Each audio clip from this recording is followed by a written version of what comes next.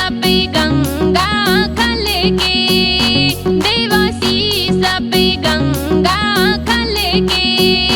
थारे मुकुट चंद्रमा झलके रे, बाबा मुकुट चंद्रमा झलके रे।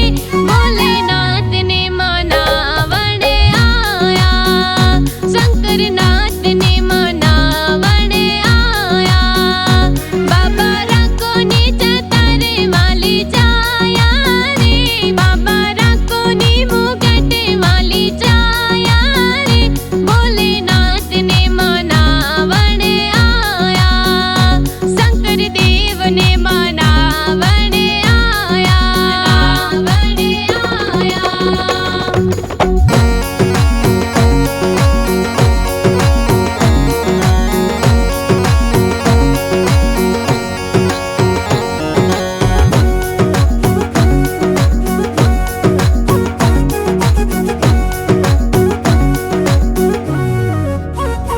थारे गले काळो नागे विराजे, थारे गले काळो नागे विराजे।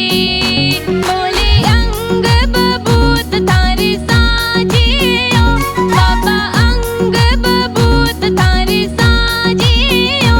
भोलेनाथ ने मनावण आया, शंकरनाथ ने मनावण आया। बाबा राको ने चतारे वाली छाया रे, बाबा राको ने मुकुट वाली छाया रे। भोलेनाथ ने मनावण आया, शंकर देव ने मनावण आया, वण आया।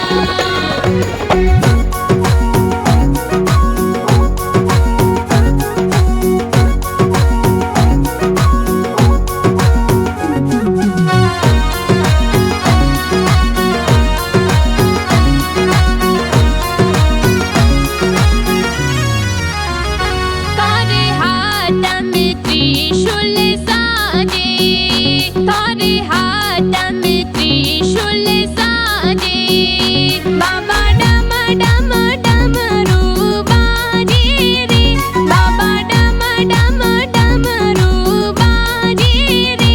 भोलेनाथ ने मनावण आया, शंकरनाथ ने मनावण आया। बाबा राको ने चतारे वाली छाया रे, बाबा राको ने मुकुट वाली छाया रे।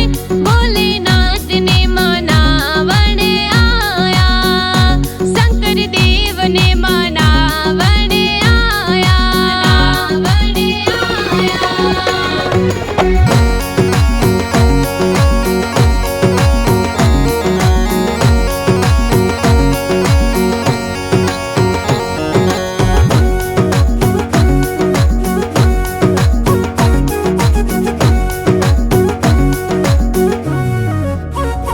थारे गोदम गणपति साजे, थारे गोदम गणपति साजे।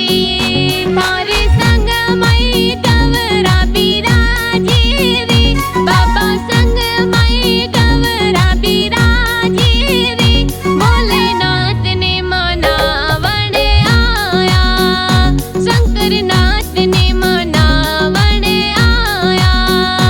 बाबा राको ने चतारे वाली छाया रे, बाबा राको ने मुकुट वाली छाया रे। भोलेनाथ ने मनावण आया, शंकर देव ने मनावण आया, वण आया।